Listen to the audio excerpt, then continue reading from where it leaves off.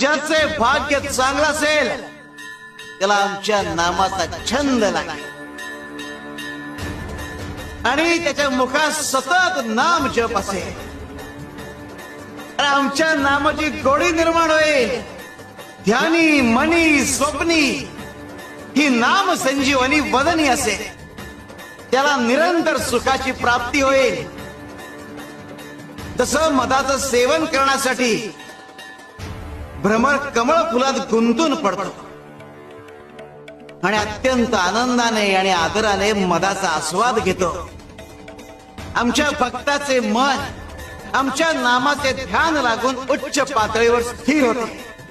मन नामात एकाग्र होईल. त्याची चंचलता नाहीशी होईल आणि त्याचे उन्मन होईल. अरे नामस्मरण हेच प्रपंच व परमार्थ साधनाचे साधन आहे. शिवाय शंकर.